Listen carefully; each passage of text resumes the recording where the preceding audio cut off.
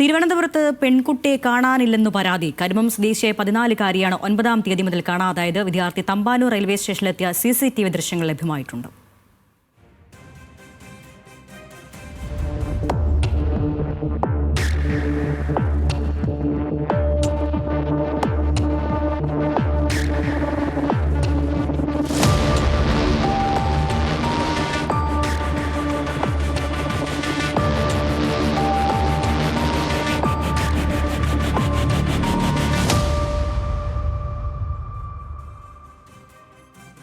തിരുവനന്തപുരത്ത് നിന്നും ദേവൻ MP നൽകും വാർത്തയുടെ വിശദാംശങ്ങൾ. ദേവൻ, 9-ാം തീയതി എന്ന് പറയുമ്പോൾ 2 ദിവസമായി കുട്ടിയെ കാണാതായിട്ട് എപ്പോൾ ആണ് ഈ വീട്ടുകാർ പോലീസിൽ ഇക്കാര്യം അറിയിക്കുന്നത്? എന്തെങ്കിലും സൂചനകൾ ലഭിക്കുന്നുണ്ടോ? CCTV കേന്ദ്രീകരിച്ചായിരിക്കുമല്ലോ അല്ലേ അന്വേഷണം?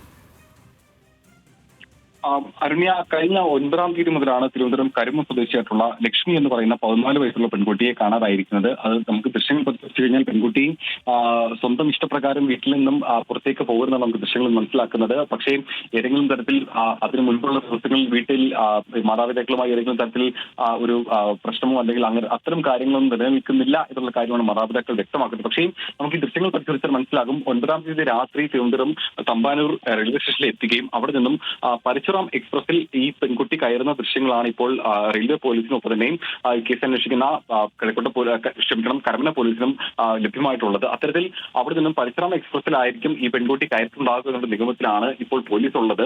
അത് കേന്ദ്രീകരിച്ച് തന്നെയാണ് ഇപ്പോൾ പോലീസ് അന്വേഷണം നടത്തുന്നത്. ഒരു പ്രത്യേകമായിട്ടുള്ള ഒരു രൂപീകരിച്ച ഒരു ടീം തന്നെ ഇപ്പോൾ ഈ പെൺകുട്ടിയെ കേന്ദ്രീകരിച്ചുള്ള അന്വേഷണം നടത്തുന്നുണ്ട്. അവരിപ്പോൾ മംഗലാപുരം കേന്ദ്രീകരിച്ചുകൊണ്ട് കൂടി അന്വേഷണം നടത്തുന്നതാണ് നമുക്ക് ഏറ്റവും ഒടുവിൽ മനസ്സിലാക്കാൻ സാധിക്കുന്നത്.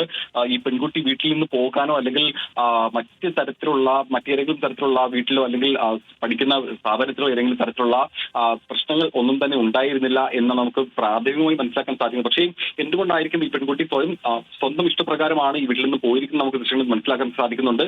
മാത്രമല്ല, വീട്ടിൽ നിന്ന് ഇറങ്ങുന്ന സമയത്ത് ഈ പെൺകുട്ടിയുടെ പക്കൽ പണമായി 2000 രൂപയോളം പണമായി ഈ പെൺകുട്ടിയുടെ പക്കൽ ഉണ്ടായിരുന്നതായും വീട്ടുകാർ പോലീസിന് നൽകിയ മൊഴിയിൽ പറയുന്നുണ്ടാകാം. അത്തരത്തിൽ ഈ രാത്രിയോട് കൂടി വീട്ടിൽ നിന്ന് ഇറങ്ങുകയും പിന്നീട് അവിടെ നിന്നും ഒരു ഓട്ടോ വിളിച്ചുകൊണ്ട് തമ്പാനൂർ റെയിൽവേ സ്റ്റേഷനിൽ എത്തുകയും അവിടെ നിന്നും ട്രെയിനിൽ കയറി പരിശ്രമ എക്സ്പ്രസിൽ കയറി 9-ാം തീയതി രാത്രിയിലുള്ള പരിശ്രമ എക്സ്പ്രസിൽ കയറി അവിടെ നിന്നും ട്രെയിനിൽ പുറപ്പെടുന്നത് വരെയുള്ള ദൃശ്യങ്ങളാണ് ഇപ്പോൾ പോലീസിന് ലഭ്യമായിട്ടുള്ളത്.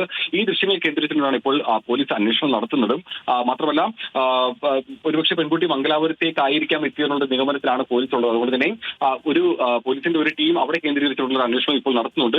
ഏതായാലും ഈ പെൺകുട്ടിയെ പറ്റിയുള്ള വിവരങ്ങൾ ഏതെങ്കിലും തരത്തിൽ ഈ വാർത്ത കാണുന്ന പ്രേക്ഷകർക്ക് ലഭ്യമാവുകയാണെന്നുണ്ടെങ്കിൽ അത് പോലീസിനെ അറിയിക്കാനുള്ള നിർദ്ദേശം കൂടി പോലീസ് നൽകിയിട്ടുണ്ട്. അത്തരത്തിൽ ജനങ്ങളുടെ കൂടി ഒരു അറിവ് ജനങ്ങളുടെ ഭാഗത്തു നിന്ന് ലഭിക്കുന്ന വിവരങ്ങൾ കൂടി കേന്ദ്രീകരിച്ചുകൊണ്ടുള്ള ഒരു അന്വേഷണമാണ് ഇപ്പോൾ നടക്കുന്നത്. ഏതായാലും 9-ാം തീയതി കാണാതായ പെൺകുട്ടിയെ ഇപ്പോഴും പോലീസ് തെരഞ്ഞുകൊണ്ടിരിക്കുകയാണ്.